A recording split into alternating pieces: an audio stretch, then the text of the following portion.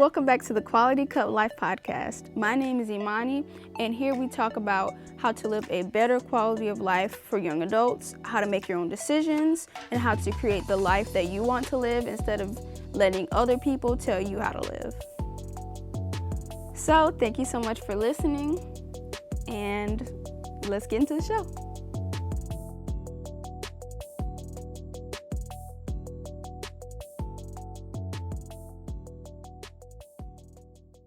Hey y'all, today the podcast is brought to you and sponsored by me.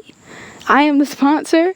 If you guys are ready to find your own voice and bet on yourself, and you're starting to realize that you are the answer to your problems and you are the person that's going to get yourself to the next level, and you'd like somebody to walk alongside you and give you feedback and accountability, I am the person for that.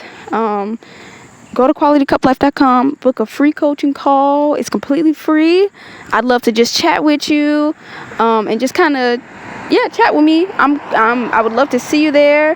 Also, go to Instagram. The Instagram is dry. We need some followers over there. Go over there, Quality Cup Life there as well.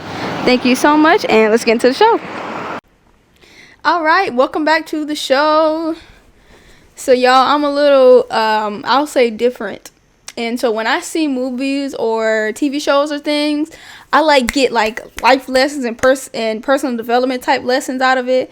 And so today I'm going to talk about the Iron Giant. If y'all don't know, the Iron Giant is an animation. I think it came out in 96 or something. I think it came out in the 90s. And last week I watched it with my boyfriend and my sister. And I was thinking, what the heck am I going to talk about on the podcast today? But I was thinking, I was like, oh, this is weird, but I think I'm going to talk about the Iron Giant and different things that I got out of it and related to helping you guys reach your goals. Okay, so alright, and just to also let you know that if you haven't seen it, spoiler alert, alright, so this kid, his name is Hogarth, and he's probably 12 or something, 12-year-old little boy, something like that. And so his mom is a single mom, and she works at a diner or something, so she's always staying late at work, and so he's at home by himself and stuff. And I think his father died, I think. And so what most people would think of as a deficiency, you have pretty much a parent, half a parent at home, because his mom is always working, and where other people have two parents, some people may think that that's a disadvantage, which in some ways it is, but in some ways it actually gives you a little more texture and it gives you more experience. You have a different perspective than a lot of other people, and you get to experience things differently than other kids. And in this scenario, it really helped him, because he would have never interacted with, found the giant, or even if he heard or watched the giant fall out of the sky and crash land into earth, he would not have been able to leave his house with a whole mother and father at home. He wouldn't have been able to be so free, and he wouldn't have been so free. He wouldn't have been able to explore as much and use his imagination and stuff like that.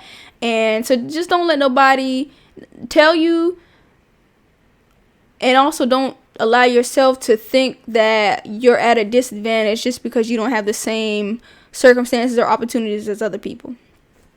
Okay, so number 2, the second thing I thought of was that this kid, he different now. He's a different kid. This kid watched, I think if I can remember correctly, he watched him fall out of the sky, the Iron Giant, and then he also heard it crash or whatever, or he heard some type of noise in the woods, something like that. Correct me in the comments. But he investigated the giant afraid, right? And so this kid is such a G. He took his BB gun, and he took his I think it was his dad's old pilot helmet. He took it with him outside, and he was like, all right, bet, I'm gonna go investigate. And I was thinking that the helmet and the BB gun could be a symbol for courage and faith, even when you're afraid. And the only way you can have courage is if you do it while you're afraid. There is no such thing as courage if you're not. It doesn't take any courage to do something you're not afraid of. So, and then it also takes faith to go and do something that you're afraid to do, or you're afraid to investigate or peek behind the curtain or whatever. So that's I thought that was really cool. Okay, and the third thing is, this kid was such a latchkey kid, and he was such like a different kid that he flew up under the radar. This kid was running through the woods, dealing with giants. He was he was friends with a grown man, and that's the thing. Everybody underestimated this kid and didn't pay any attention to this kid, and some people would look at that as a disadvantage. But in this case, it was an advantage to him, because he wouldn't have been able to do all that stuff had everybody been paying attention to him, or he would have been everybody's favorite kid and all this and that. Because I remember during the movie, me and my sister was like, "Yo, where is this kid's mom? Like, where is your mother? Why doesn't she not notice that her kid is not at home and running through the woods somewhere?" You know what I'm saying? And that, and him being a latchkey kid, allowed him to be able to develop a relationship with this guy who would later be able to hide the giant for him and to be able to feed him and watch him and stuff like that. And then number 4, this kid went from seeing my man fall out of space, hit the ground. He went to go investigate. So he was terrified of him. He ran from him. Went back. Was terrified of him again. The giant remembered that he helped him, right? So he went from being so afraid of him to talking to the giant, teaching the giant different words and things like that. And he went from that to still being afraid of him, right? To him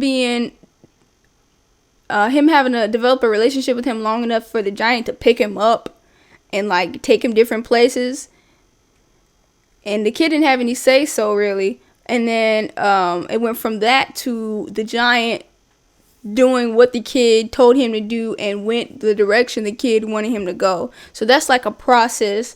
And like I said, like the process is very important, because people don't know the process of, towards the end of the movie, people don't realize what the process it was for this kid and the giant. All they knew was this giant fell out of the sky, and then in their brain it cut to the giant saving the city, right? But they don't see the process in between. And that's like a whole thing for people who become successful. People think that it's an overnight success and all that, but no, there was a process that happened, and you guys weren't there for the process. So please don't come over here and tell me that I'm lucky and all that. No, you didn't do what I did. You didn't go through what I went through. Period. 5, I thought it was cool and really dope how when he first saw the giant, and remember the giant was putting him in his hand, so he was probably like the size of like maybe a large beetle in his hand compared to a giant, and he didn't allow his perspective of the giant being so much bigger than him and being able to squash him, he didn't allow that to keep him from interacting with it anyway. Interacting with it, developing a relationship with it, becoming friends with the giant, and then eventually him and the giant working together, and him kind of wielding the giant and telling the giant, hey, we need to do this. Not controlling it, not like taking all its power, but just being able to direct the giant. And we'll never get to the point where we can direct the giant, which is maybe the goal in our life, if we just stay in that mind frame that I'm way too small and that's way too big for me. I'm going to go home, where it's comfortable and where it's safe. You'll never get there. And then also, this kid, at the end of the movie, once him and the giant save the town and save everybody's life or whatever, this kid ended up getting a statue with him and the giant. And you'll never get a statue in your hometown of you in the palm of a freaking giant piece of metal if you always see yourself as so much smaller. You'll never get there. All right. 6, be careful who you let in your house. So the mom, I was like, what is wrong with this mom? This mom let a strange man into her house, came in, used the phone, and that's cool because this movie was like dated back in like the 60s or something. And so it was normal if somebody wanted to use the phone, you let him, you let him in the house to use the phone. But it's not like she was keeping an eye on him and her son. This man could have been a whole pedophile or a whole kidnapper or killer. She was not watching him. She would just let him use the phone and didn't, be careful. And then it went from that to her renting a room to this guy for extra money. Bruh, you don't, and then you work a lot. Why would you leave your son, your kid, in a house with a grown man that you don't know? Like, I was just like, yo, what is this? But then, of course, this guy turned out to be the bad guy, and he interrogated the kid without the mother's knowledge, and the guy found out about the giant and found out that the kid knew something about the giant, so he like knocked the kid out and locked him in the house and everything. So you gotta be careful who you let in your house. You gotta be careful who you let know about your goals, because sometimes people will try to block your blessing and keep you from interacting and defeating your giant, just to let you know. 7, because of the circumstances and the obstacles of this strange guy that worked for the government that was trying to stop him, he became very resourceful for a kid now. And so what I'm talking about is there's this like scene in the movie where, of course, I forget what the character's name is, the guy that worked for the government, found out, Hogarth knows something about this giant, so he was like, Hogarth, you're not going anywhere. I'm going to watch you all night, make sure you don't go anywhere, because the army is coming in the morning to go take this giant down. And Hogarth, that kid was so slick. He like got the pilot helmet, and he got like a pillow or something and put it under the bed, so that not like, under the blanket, to make it look like he was like still sleeping, while the guy fell asleep, and he went to go warn his junkman friend that was kind of hiding the giant for him. He went to go warn them before the army got there the next day. And you gotta be resourceful, man, when you get in situations where obstacles come and things don't go your way. And I thought that was really cool. 8, I'd say be willing to interact with people you don't know very well, and don't forget to be kind to people, because sometimes people you don't expect will be willing to open the door for you or help you with opportunities, because you were just a solid human. And he knew this kid was a solid kid, and so he was willing to, and he knew he was also a latchkey kid, so he was like, all right, kid. So he was willing to help Hogarth keep the giant or hide the giant away. And he was also willing, and he also ended up helping to hide in plain sight, hide the giant from the army once the army pulled up that next day. And he would have never been able to develop that type of relationship with the junk man either had Hogarth had like regular kid friends. He wouldn't have been checking for no older guy. That wouldn't have happened. So yeah, be willing to interact with people. You never know who you're talking to. And you never know who's going to be willing and able to help you in the future. And then 9, which is the last one, is do not let other people's lack of belief in you and what you're doing and what you saw or believe or whatever, your goal, don't let that deter you from interacting with your giant, which is your goal.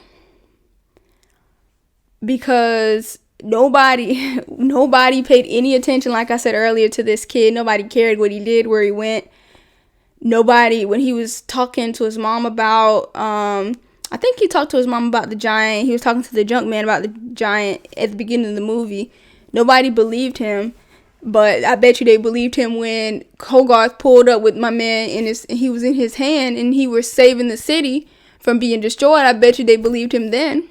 So that's so funny that people don't believe you in the beginning process or in the middle of the process, but at the end when they need you, they'll believe in you. Or at the end when they see the end result, you're on top of your goal, oh, now they believe you and now they respect you. This kid got a whole, like I said before, this kid got a whole statue of him and the giant at the end of the movie. They respected him then, but I bet you they didn't pay no attention to him before. His mom didn't either. His mom had zero time for her son, but I bet you she had time for him when he was in trouble and they were trying to shoot down the giant and they didn't care that the kid was with him. They was trying to shoot him down anyway. I bet you she had time for him then. So, I mean, that movie, I get to that in movies. And, you know, usually animations usually have, like, themes and stuff out in them. And so yeah, that's what I got from it. So, thank you. Let me know if any of you guys have, if you're on YouTube, comment if you don't mind, if you've ever seen the Iron Giant, heard of the Iron Giant, and if you've seen it, what did you think of it? I know it's like really old, so people, I'm sure, don't talk about it much anymore, but yeah, I hadn't seen it in years, so I had forgot about it as well. But yeah, so just let me know what you think about it. Also, go to qualitycuplife.com, sign up for a free coaching program if you're interested. Go to Instagram, Quality Cup Life on Instagram. The Instagram needs some loving. It's dry. Come on, y'all. And thank you so much. Have an amazing day, and I'll see you next week. Bye.